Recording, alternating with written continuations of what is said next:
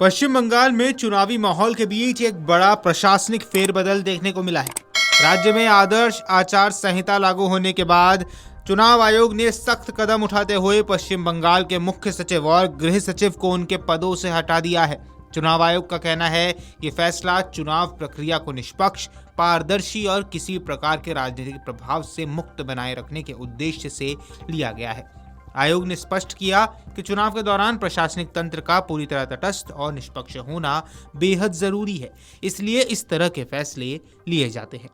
चुनाव आयोग के निर्देश के बाद वरिष्ठ आईएएस अधिकारी दुष्यंत नारियाला को पश्चिम बंगाल का नया मुख्य सचिव नियुक्त किया गया है। उन्हें तत्काल प्रभाव से ये जिम्मेदारी संभालने के आदेश दिए गए हैं। मुख्य सचिव राज्य सरकार का सबसे वरिष्ठ प्रशासनिक अधिकारी होता है और चुनाव के दौरान प्रशासनिक व्यवस्था को संभालने में उसकी भूमिका बेहद महत्वपूर्ण मानी जाती है। ऐसे में आयोग ने इस पद पर ऐसे अधिकारी को नियुक्त किया है जिनसे निष्पक्ष प्रशासनिक संचालन की उम्मीद की जा रही है। दुष्यंत नारियाला को एक अनुभवी और वरिष्ठ प्रशासनिक अधिकारी माना जाता है। प्रशासनिक हलकों में उनकी छवि एक सख्त और नियमों के अनुसार काम करने वाले अधिकारी के रूप में देखी जाती है। चुनाव आयोग को उम्मीद है कि उनके नेतृत्व में चुनाव के दौरान राज्य की प्रशासनिक व्यवस्था पूरी तरह निष्पक्ष तरीके से संचालित होगी और चुनावी प्रक्रिया पर किसी भी तरह का दबाव या प्रभाव नहीं पड़ेगा।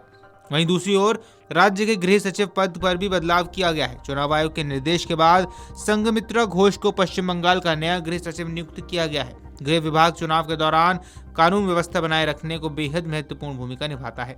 मतदान के दौरान सुरक्षा व्यवस्था, पुलिस प्रशासन की तैनाती और संवेदनशील इलाकों की निगरानी जैसे अहम काम गृह विभाग के जिम्मे होते हैं। इसलिए इस पद को चुनावी प्रक्रिया के दौरान बेहद अहम माना जाता है। संघमित्रा घोष को भी प्रशासनिक अनुभव रखने वाले अधिकारी के रूप में जाना जाता है। चुनाव आयोग ने उन्हें इस जिम्मेदारी के लिए नियुक्त करते हुए ये उम्मीद जताई है कि उनके नेतृत्व में राज्य में कानून व्यवस्था की स्थिति बेहतर तरीके से संभाली जा सकेगी और मतदान के दौरान किसी प्रकार की अव्यवस्था या तनाव की स्थिति उत्पन्न नहीं होगी।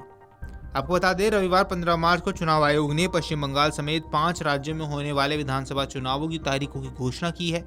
चुनाव आयोग ने प्रेस कॉन्फ्रेंस के जरिए पूरे चुनाव कार्यक्रम की जानकारी दी, जिसमें अधिसूचना जारी होने की तारीख से लेकर नामांकन दाखिल करने, मतदान और मतगणना की भी पूरी प्रक्रिया का ब्यौरा यहां दे दिया गया है।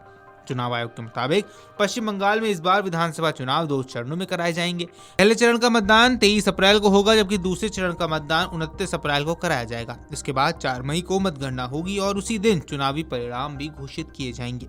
चुनाव कार्यक्रम के तहत पहले चरण के लिए अधिसूचना 30 मार्च को जारी की जाएगी, जिसके बाद उम्मीदवारों को नामांकन दाखिल करने की प्रक्रिया शुरू होगी। पहले चरण के लिए नामांकन दाखिल करने की अंतिम तिथि 6 अप्रैल निर्धारित की गई है, जिसके बाद 7 अप्रैल को नामांकन पत्रों की जांच की जाएगी। उम्मीदवारों को अपना नामांकन वापस लेने के लिए 9 अप्रैल तक का समय दिया गया है।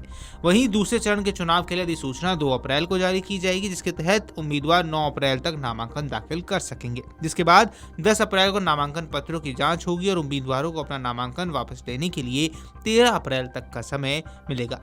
इन सभी प्रक्रियाओं का पूरा होने के बाद दोनों चरणों में निर्धारित तिथियों पर मतदान कराया जाएगा। वीडियो डेस्क अमरुजाला.com। अगर आप ये वीडियो YouTube पर देख रहे हैं तो हमारे चैनल को सब्सक्राइब कर बेल आइकन दबाएं और Facebook पर देख रहे हैं तो हमारे पेज को लाइक करें।